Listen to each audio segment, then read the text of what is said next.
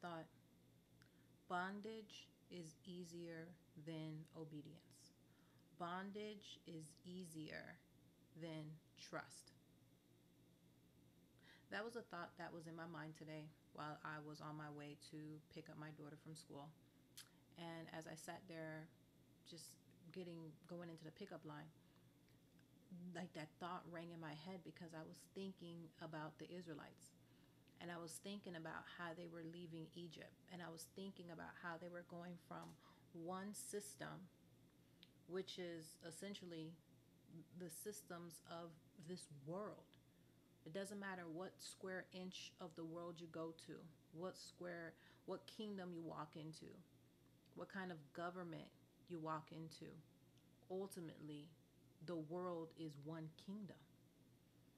And in the kingdom of the world, kings rule, and there's class, there's all these types of systems. You follow? It doesn't matter what part of the world you go to, this is what you find. This is the structure that you find. And I think about how the Israelites were in this system. They were in this system as a consequence to their disobedience to God. They spent 400, I believe, about 20 years in the system. And the system was a system of bondage. Okay? And they were oppressed. And they heard the complaints of their ancestors year after year, generation after generation. But when Moses came and Moses delivered them out of that system, and he came with examples, he came with demonstration of God's power. The Red Sea parted. All of these things happened that they were a witness to. When they were going through that wilderness, after they experienced all of that, ultimately for them, they wanted to go back to Egypt. They watched God swallow basically a kingdom, because without the kingdom is the rulers for the most part, right? They watched God take a superpower and its leaders and swallow them whole into the Red Sea. They watched chariots just be engulfed with water. They saw all of this with their own eyes. And they understood that this was a God that was doing this for them. This is how determined he was to honor his covenant promise and deliver them out of Egypt. And after 420 years of suffering, of crying out, of feeling this is unfair, of feeling that they're oppressed, after 400 years of this dreadful experience, they have a miraculous recovery, and they're now in the wilderness, the desert, and immediately, does God really care as much as he cares? One small moment of them being by themselves and not having leadership, not having commands, not having someone to tell them what to do, when to do it, how to do it. When they were left to their own devices, they created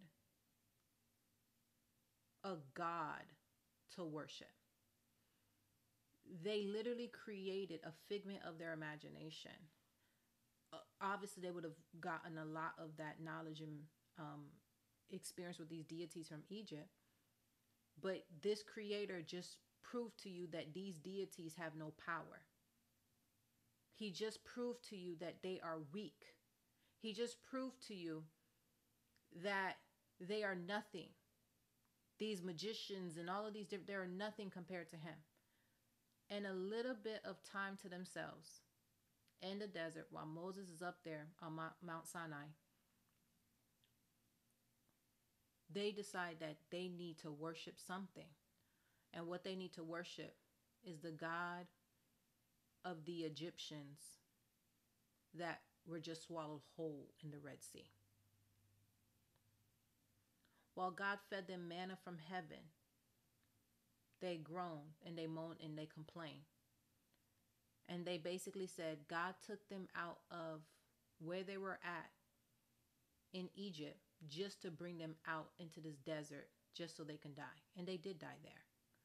But their expectation was that God brought them here just to do this to them.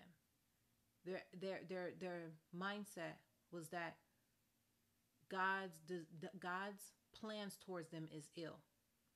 God doesn't really intend to prosper them. God really wants to make a mockery of them. He really wants to shame them. He really wants to do the okey doke. God wants to do a bait and switch on them. God is manipulative. That was their mindset about God. And God did everything to, one, help them to understand that they need to be obedient to Him. But at the same time, where's your personal accountability? Because the reason you're in this situation is because of the sins of your ancestors. And I've delivered you and I've shown you mercy. But for them, being in Egypt, where they knew when they were going to eat, when they knew where they're going to sleep, it didn't matter how many whips were against their backs. Didn't matter how many bricks were thrown at their head. Doesn't matter how much they were spit on. Doesn't matter how much they were cursed at. At least there was a sense of security and a sense of stability. And that brought them more peace. That trauma, that bondage, that pain brought them more peace than trusting God in the unknown. And that made me think about how much when God is leading us, for many of you, God is calling you out. He's calling you out the systems of this world. And He's leading you into a place where you trust Him.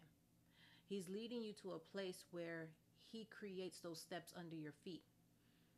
He's leading you to a place where you stop being reliant on these types of systems and you learn to rely on Him and you learn to trust Him and you learn to operate and flow through Him, in Him. And there's a sense of unknown there. And that sense of unknown makes you want to run back into bondage. Because ultimately, bondage is easier than trusting God. So the unmaking of a slave, it requires you to trust God again. You cannot unmake that slave mindset that we've all suffered with at some point in time, especially if you walk around with skin like mine, lighter or darker.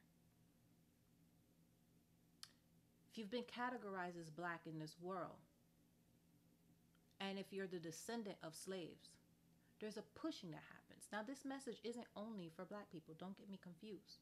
But what I'm saying is that we uniquely, in a unique way, in modern times can identify with those Israelites. And what I'm saying to you is that we will run back to the chains that we're familiar with because of we're not familiar with the God who wants to deliver us from those chains. And so much of the relationship with God requires us to become familiar with Him so we can trust Him and reject those chains. But when we're not familiar with Him, when we're not intimate with Him, when we lack trust, and when our humanity gets the best of us, we will, as human beings, choose chains over the unknown. That's how important security is to us. That's how important knowing is to us. And I want you to know that so that you don't run back to chains because you struggle to trust God.